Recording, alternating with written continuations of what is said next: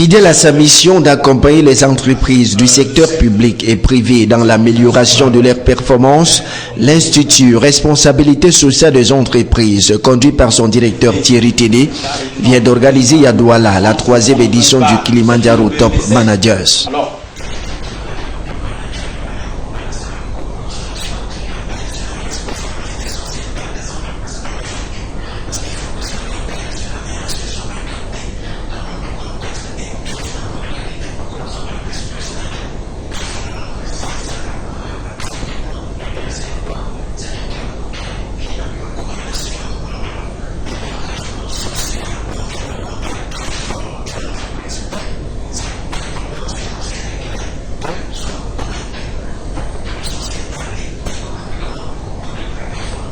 La rencontre du donner et du recevoir qui a réuni en un même lieu les patrons d'entreprise, les éminents professeurs d'université, les employés de plusieurs structures de la place a permis d'établir sur un certain nombre de problématiques. Il s'agit notamment de la problématique portant sur le management interculturel et la culture d'entreprise dans le contexte africain développé par le professeur Emmanuel Kamdem, directeur de l'ESSEC, Mohamedou Nana Bouba, Thierry Nyamen, tous deux chefs d'entreprise, et Manfred Timba, directeur des ressources humaines dans une multinationale de la place. La deuxième thématique qui portait sur la stratégie de mobilisation des ressources humaines pour la performance des entreprises a également été développée par un panel trié sur le volet. Tout ceci a contribué à la recherche des solutions idoines pour améliorer les conditions des entreprises camerounaises en termes de rendement.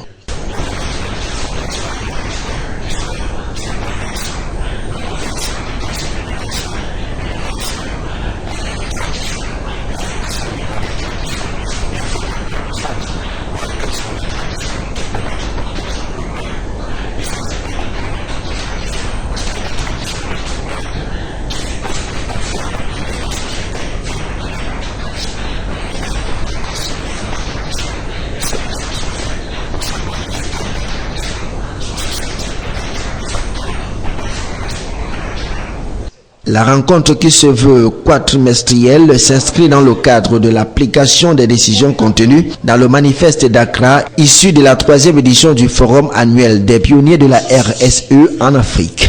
La rencontre de Douala était placée sous le thème « Management des ressources humaines, facteurs interculturels et performances des entreprises dans le contexte africain ».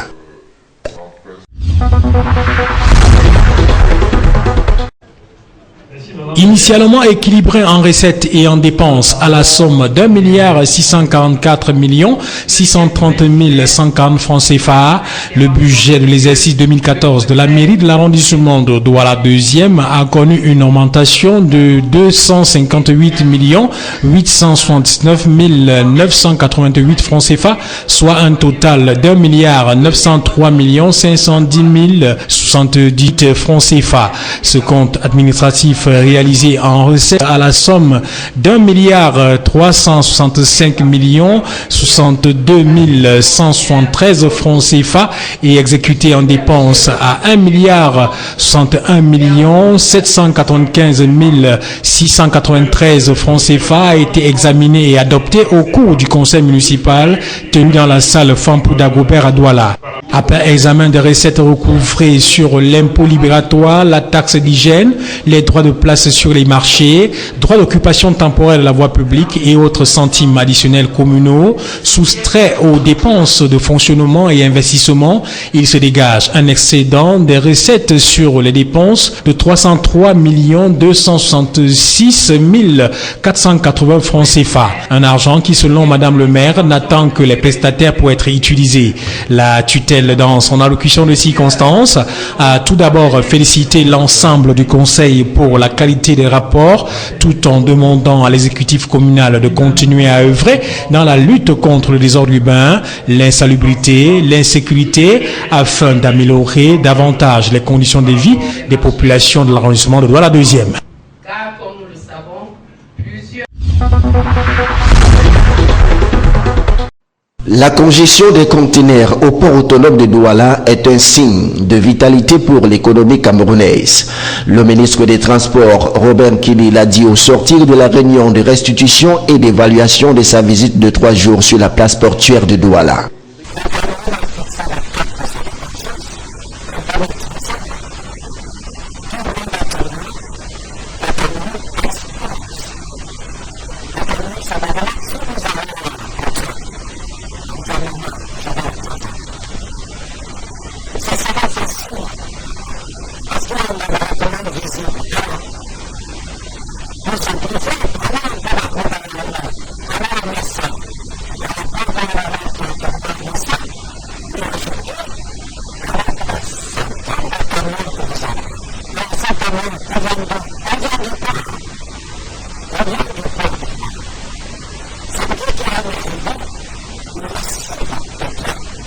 Pour le membre du gouvernement, tous les maillons de la chaîne du transport maritime doivent prendre des mesures qui s'imposent pour redorer le blason de la place portuaire, poumon de l'économie nationale et de la sous-région Afrique centrale.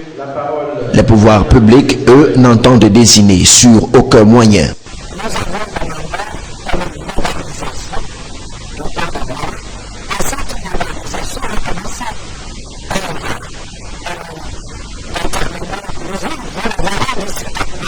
3 mois, c'est le temps qu'a donné le ministre des Transports pour voir le port autonome de Douala libéré de tous ces goulots d'étranglement. C'est ainsi qu'une feuille de route bien définie a été mise à la disposition du personnel de l'espace portuaire.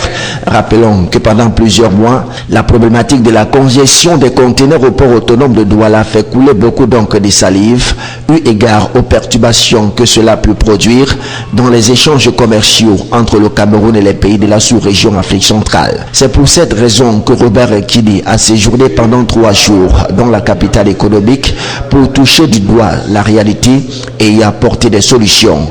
C'est visiblement satisfait d'avoir pleinement rempli sa mission que le ministre des Transports a quitté la capitale économique avec la promesse d'y revenir dans un futur proche.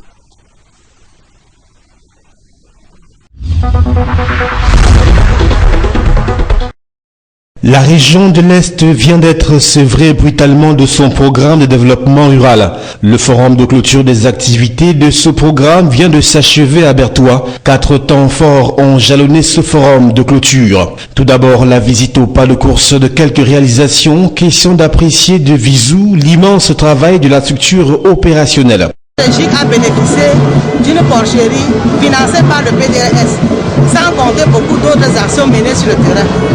Donc, pour dire en vérité, nous soutenons cette action. Et nous remercions aussi, nous profitons de l'occasion pour remercier le gouvernement camerounais, parce qu'il fait beaucoup pour nous, parce qu'il négocie des partenariats et des financements pour nous aider. Et c'est pour cela que nous devons rester reconnaissants, pour que désormais, nous ne devons plus décrier pour la pauvreté. Il en ressort que le programme a mené ses activités dans 3 départements sur les 4 que compte l'Est Cameroun en 4 ans pour une enveloppe de 3 443 370 180 francs CFA, contrairement aux autres régions, à savoir le nord-ouest et l'extrême nord, qui ont bénéficié chacune de 6 milliards de francs CFA. Insatisfaites, les populations ont fait un plaidoyer pour solliciter la rallonge des activités du programme. Que ça continue pour les autres qui n'ont pas reçu, parce que ce n'est pas tout le monde qui a eu. Il y en a plein encore qui en ont besoin. Et nous souhaitons aussi que d'autres bailleurs de fonds, des partenaires au développement fassent aussi la même chose que le PDRS. C'est notre souhait. En réponse à cette doléance, le ministre Emmanuel Nganou-Djoumessi de l'économie, de la planification et de l'aménagement du territoire s'est voulu rassurant. Des efforts seront faits dans le cadre du 11e FED pour accompagner les populations de l'Est à sortir de la précarité. Beaucoup a été fait en termes d'infrastructures, d'amélioration des conditions de vie des populations, en termes d'infrastructures qui vont amener ces populations à générer de la richesse, à créer de la croissance dont elles sont par ailleurs bénéficiaires.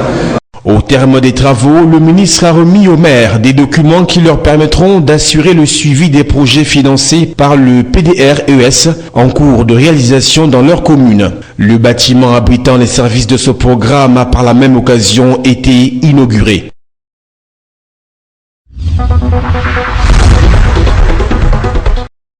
Soucieux du bien-être des réfugiés nigérians, des déplacés internes et autres populations affectées par la crise des incursions de Boko Haram, le programme des Nations Unies pour le développement au Cameroun a pu mobiliser 3 millions de dollars pour répondre favorablement aux besoins des victimes. La révélation a été faite par le coordonnateur résident de l'Organisation des Nations Unies au Cameroun, Najat Rochdi. C'était au cours d'une audience à elle accordée par le gouverneur de la région de l'extrême-nord, Midjawa Bakari. Nous sommes venus avec 3 éléments très importants d'information. Le premier, c'est que le système des Nations Unies a pu mobiliser 3 millions de dollars pour tout ce qui est distribution de nourriture, dont s'occupera justement le programme alimentaire mondial.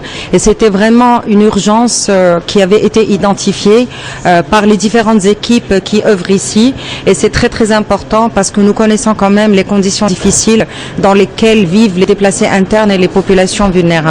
Cette bonne nouvelle, véritable bouffée d'oxygène pour les réfugiés nigérians et autres déplacés internes, sonne comme une réponse urgente qui rentre dans le cadre de l'amélioration des cadres de vie des victimes ayant fui les atrocités de Boko Haram. Il était également question pour Najat Rochdi, au cours de cette rencontre, de discuter de l'état d'avancement des mesures que le système des Nations Unies a pu mettre en place avec les ONG humanitaires pour suivre les situations des réfugiés nigérians et autres déplacés internes. L'hôte du gouverneur a tout de même souligné quelques difficultés inhérentes à tout ce qui est assistance humanitaire. Nous avons bien sûr des difficultés par rapport à l'accès à l'eau.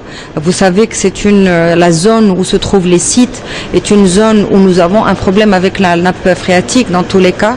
Donc nous essayons avec les collègues du HCR, les collègues de l'UNICEF et l'appui de plusieurs ONG humanitaires dont je salue également le travail formidable ici, de trouver des solutions parce qu'on ne va pas faire des forages indéfiniment.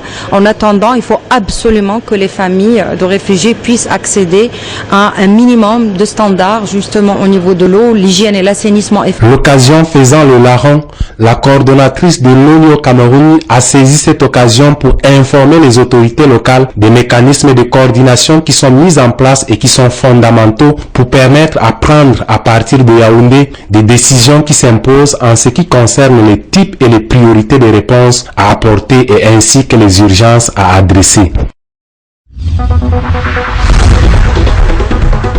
La région de l'extrême nord, malgré le contexte dans lequel l'année scolaire en cours a démarré, a pu réaliser de belles performances aux Jeux scolaires Ligue A et B édition 2015. À l'issue des finales nationales des Jeux FENASCO Ligue A qui se sont déroulées du 5 au 15 avril à Konsamba, l'extrême nord a occupé le 4e rang du classement général avec 35 médailles dont 10 en or, 8 en argent et 17 en bronze.